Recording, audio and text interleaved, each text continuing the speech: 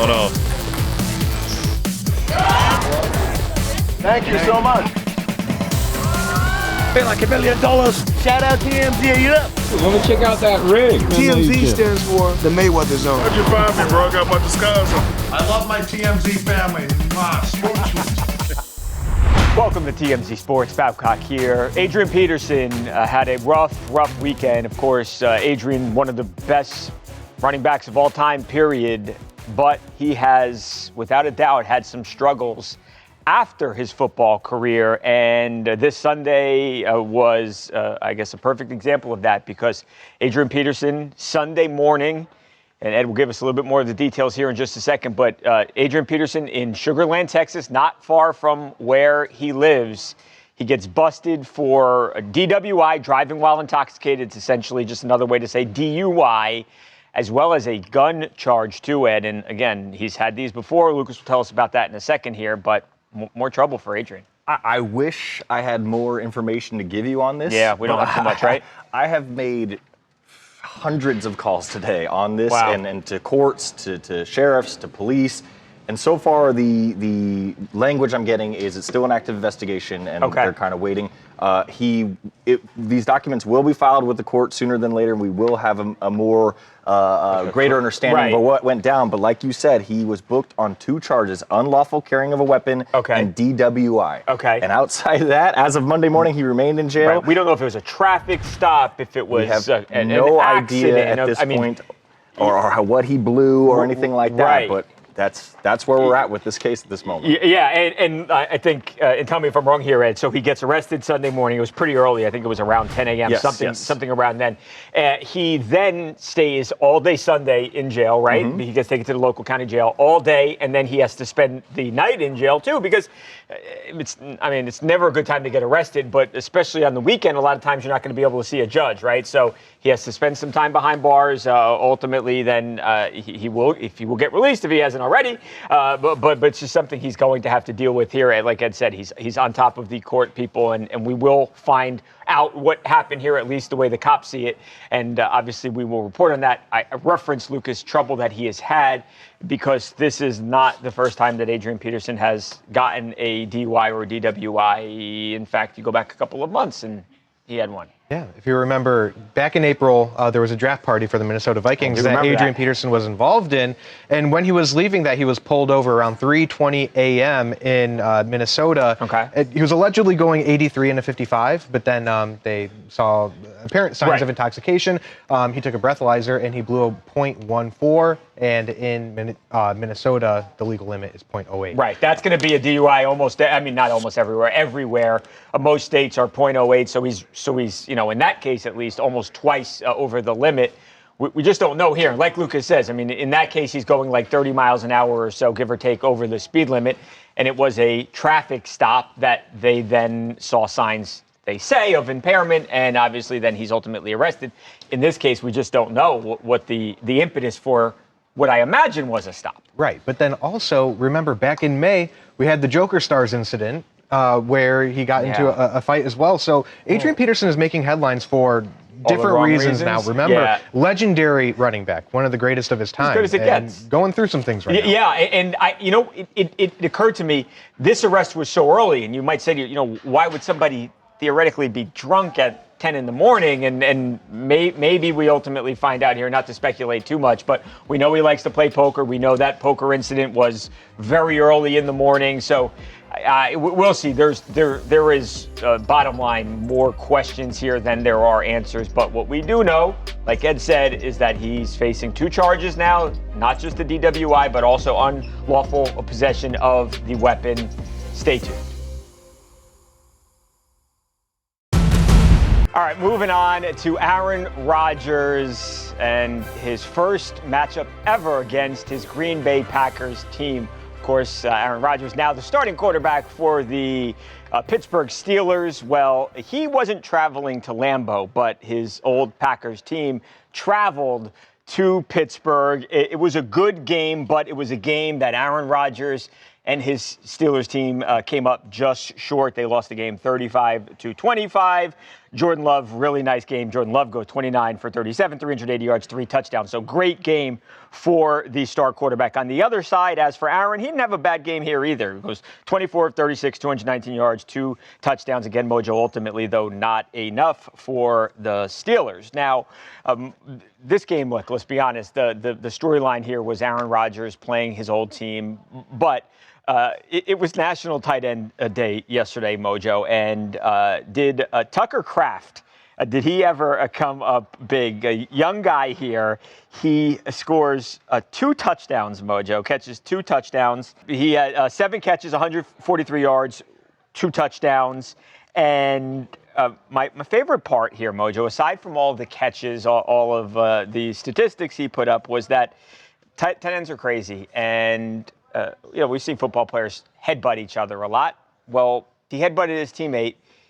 He wasn't wearing a helmet, though. This guy is crazy. Now, after the game, he sits down here, or not sits down, he talks on the field with Melissa Stark, and they basically asked him, like, Tucker, what the heck were you doing here? Here's the explanation. Who taught you to headbutt without a helmet? You ever watch the movie The Program? That's Vlad. Yeah. Wait, there, do you see it here? Look. That's just the mentality. That's what we do. The Program, one of my favorite movies, Mojo, one of the best football movies ever, period. Alvin Mack, oh my God, the best. But yeah, so there you go. That's why I did it. Insane. Tight ends, crazy. Latimer. The best. Smashing in windows with his head.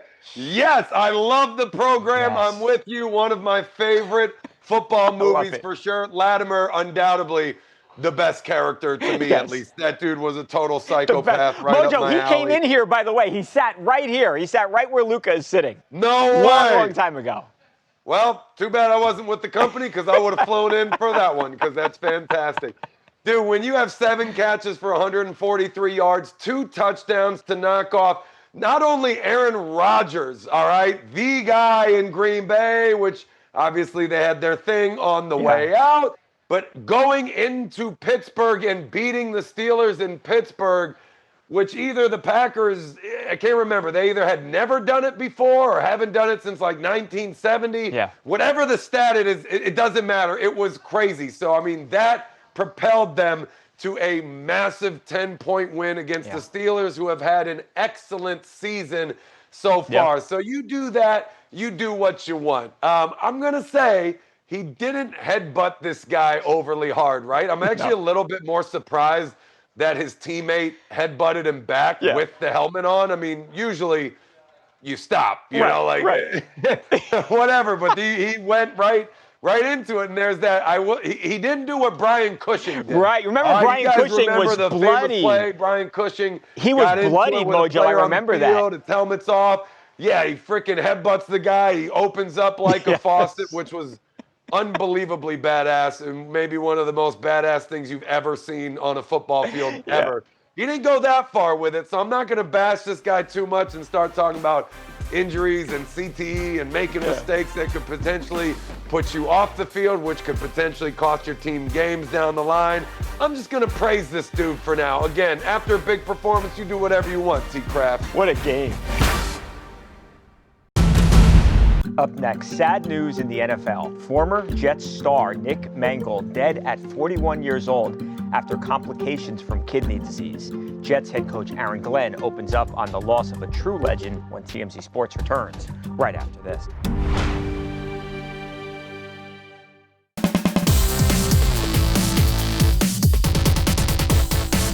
Welcome back to TMZ Sports. Babcock here. Before the games were played on Sunday, just absolutely horrible news coming out of New York. The New York Jets lost, and the NFL as a whole lost one of the best players that we've seen of this past generation.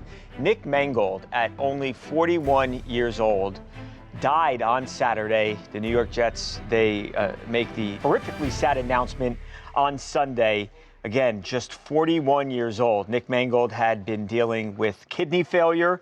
As a matter of fact, you go back just 11 or 12 days before his death, and it was announced that Nick had this very serious health struggle, Lucas, and I think you knew at the time that it was serious when you heard that he was desperately looking for a kidney. That's how how dire the situation was. But I don't think anybody could have ever imagined that less than 2 weeks later he would be gone at, again, just 41 years old. Right, and it just goes to show you never know, how these things can play out that way. But just when we posted the story a couple weeks ago, we were like, hopefully this can lead to a development that helps Nick Mangold. But it just turns out that sometimes time is just something that will not, Right. No, I remember it. Didn't he, and tell me if I'm wrong, this struck a chord with me in that I had never seen anything like it. They asked for fans if anybody thought they might be a match, right? And I think looking back at that now, you say to yourself, okay, I think that was an indication of how bad this was for him. Right, and it's just something that we keep getting these headlines of NFL players dying young, and obviously this was something that he pointed out was a genetic defect that led to the chronic kidney disease. But the entire Jets organization was really playing with heavy hearts on Sunday, and somehow they were able to get their first win of the season. Aaron Glenn was able to talk about it a bit after the game, just how much that win and just what the organization is doing at this time. True Jet, through and through. I hate I didn't start with this because this means more to me than anything of Nick Mangold passing away. Obviously, I didn't play with him, but I was here as a scout when he was playing, and he was the heart and soul of this team. He had a number of kids, and it's always tough to hear that, especially a guy that's a true Jet through and through that made his appearance felt.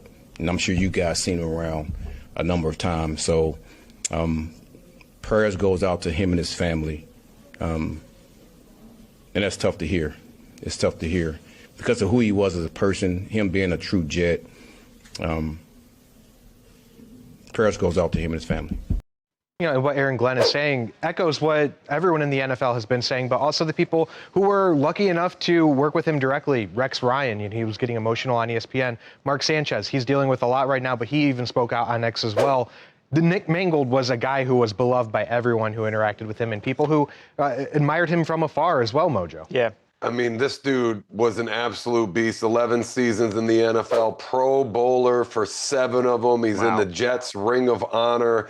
I mean, look, I played defensive tackle. I was familiar with this guy's game. I mean, he was one of the best centers, absolutely, in the NFL. Just a tenacious dude, a very intelligent guy. I mean, when you're playing center, I mean, I know the quarterback gets all the love for commanding the offense, but goodness, that center has so much power, control. Nothing happens without that guy literally starting the play, man. I mean, that is not an easy position to play, especially mentally, emotionally. You're commanding the line. You're checking out everything. I mean, there's a lot that's riding on your shoulders, and I mean, this dude was absolutely one of the best. Really sucks to see that this happened, and it was really cool, though, I will say, to see all the tributes that were paid to him. You already talked about the Jets finally getting their first win of this season. You got to think part of this was because of, Nick's passing and that motivating and inspiring the team. Everybody loved Nick. I actually saw a really funny clip of Rex Ryan this weekend talking about how when Nick signed his big contract and started making all this money, he was worried that, as the coach, that maybe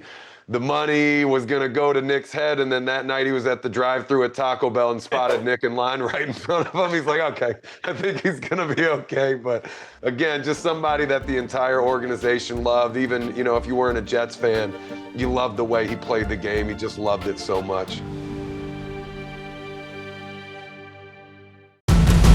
If Alex Rodriguez had his way, Patrick Mahomes would be playing professional baseball and not football. The 3-time AL MVP explains his reasoning next on TMZ Sports.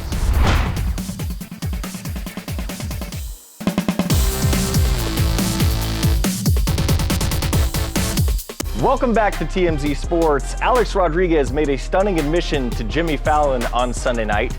He almost prevented Patrick Mahomes from pursuing a career in football. Watch this. He had a son. The son was about 10 years old, and every day he would be shagging and in the batting cage, and he had these beautiful blue eyes. I mean, just such a respectful kid, and he just jumped off the page. And every day he would ask me, 30 days in a row, can you give me one piece of advice? And I was Patrick would? Yeah, Patrick. He was 10 years old. He's like, because remember, he was a baseball star and a football star. Wow. So I said, all right, Patrick, the last day I said, I'm going to give you some good advice here. Now listen up. And his eyes got really wide. And I said, lowered my voice, and I said, all right, I know you like baseball and I know you like football, but trust me when I say this, baseball's where the money is. I said, football's just for fun, but you're going to make your money in baseball, like your dad and I. And I'm glad you didn't take my advice. You told Patrick Mahomes not to play football. Not to play football. That's the greatest. Look at him now. He's the most winning quarterback in football. Great advice. Great advice. Great advice. So a little context here. Patrick Mahomes Sr. was a former MLB player. A-Rod and him played on the same team. Little Patrick was obviously around in the dugout. Mojo, if Patrick Mahomes Jr. had listened to this advice, remember, Patrick Mahomes Jr. was a very, very good baseball player growing up as well as a football player. I think we've actually done stories of him signing autographed baseballs that are now being sold because he was that good growing up. Mojo, can you fathom maybe Taylor Swift and Travis Kelce doesn't even happen if Mahomes follows A-Rod's advice. Maybe not. Maybe the Chiefs don't win all those Super Bowls. Maybe T Swift doesn't happen, to your point. But if he did go to baseball, what would have happened then? I mean, dude, this guy is a super athlete. He's an incredible hard worker. Winners find ways to win. So who's to say if he didn't pick baseball that he wouldn't have been as successful there? I was getting ready to boo A-Rod out of the building until I had that thought there too. I mean, you never know what could have been. The old what if, right? It weighs on your mind. It's hard for me to say, but yes, at this point, it's hard to imagine that would have been good advice. I mean, the only real name you can say, above, Patrick Mahomes in that GOAT conversation in football easily would be Tom Brady. And people say that, hey, Mahomes might actually break some of Brady's records. I mean, he's got all these Super Bowl wins at an age younger than it took Brady to do it. Who's to say that he can't beat Brady's Super Bowl win record later on? That could still happen. Obviously, Chiefs having a rough start to the season right now, but they absolutely can still make the playoffs and go all the way this season if they kick it to gear in the end of the season. So I can't really knock the advice, especially when it comes from somebody who was one of the best baseball players in the world at one point. Successful businessman, veteran, like he knows his stuff. So, I mean, if he is the one that says that Pat Mahomes could have been better in baseball, who's to say that he couldn't? And baseball players do, at the top, make more money than football players. And it's guaranteed money, so it's hard for me to clap back at any of those points because I can't say for sure that he would have been wrong. Justin Herbert and Madison Beer taking their relationship to the next level. The new power couple shows off their matching Halloween costumes when TMZ Sports rolls on right after this.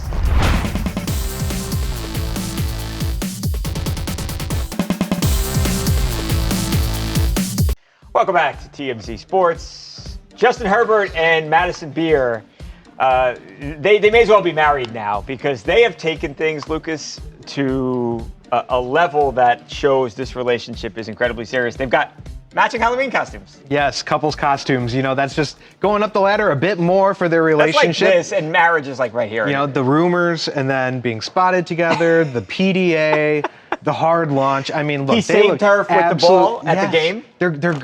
Justin Herbert is outside. And this is something that we have never seen before. He was a super private guy, and now he's dating Madison Beer. He's courtside at the Laker game, shooing balls away, saving her life from The Rock, hanging out with Ladd McConkey and Cameron Dicker. Right. It looks like they went to catch, maybe. Not too sure about that, but big night on the town. They did not care who was seeing them. I mean, they are living their lives. What's the costume? They are sailors. And they did. Madison's might have looked a little bit better. Justin, he did his thing too, but I'll tell you who looked better. I'm going to be honest here. Can we pull them back up again? Right. Look at them. It looks like Justin just threw on, the costume from the bag. Yeah, a little bit more work from Madison. I think she went all in for it, but right, not shocking. They're so happy. Bolt Up Witches is the I guess, the theme Right. of their little party. But they had a lot to celebrate. I mean, they kicked the butts of the Vikings on Thursday Night Football. Why not enjoy their weekend off? Go to the Lakers game on Friday, and then they've got the matching Halloween costumes. That's awesome. But get this, Lucas, the Chargers not the only ones partying here in Los Angeles, because, speaking of Friday, on Friday, the same day his new movie, the biggest horror movie of the year, Dream Eater, was released, Eli Roth hosted the TMZ After Dark tour. Then, on Saturday night, we got Bridget from The Girls Next Door to host the TMZ After Dark tour, fueled by Monster Energy. She came dressed for the part as Tinkerbell and all. Look how beautiful Bridget looks there. Everyone got their own Monster Energy to get hyped. They stopped off at the bars where they got free shots. It was an absolute blast. Go to monsterenergy.com to see what they have going on. And of course, check out the tmztour.com to learn more how you can be a part of all the fun. Looked like an absolute blast. All right, now, before we go, Madison Beer and Justin Herbert, not the only two to dress up as sailors. You, don't do this, Lucas Ray Widman. Oh my God. Okay. Look, you guys have the rights to use that picture? Come on. Lucas was I talked to Ed Widman. He said yes. Look at the salute. Lucas was a cute kid. The salute is bad. Look at that form. The form's not great, but you were just a little kid. I think Lucas did it better. You definitely did it better than Justin Herbert. Madison should look a little bit better than you, I'll be honest. But Lucas, that was a good costume. I'm impressed. Thank you. Thank you. I used to be cute. You were. I'm just handsome. Just handsome. So we're in the Halloween spirit here at TMZ Sports. We're out of time for today. We got a big Monday Night Football game, so we'll have a lot to talk about tomorrow. Have a great night. See you then. I'm a lawyer.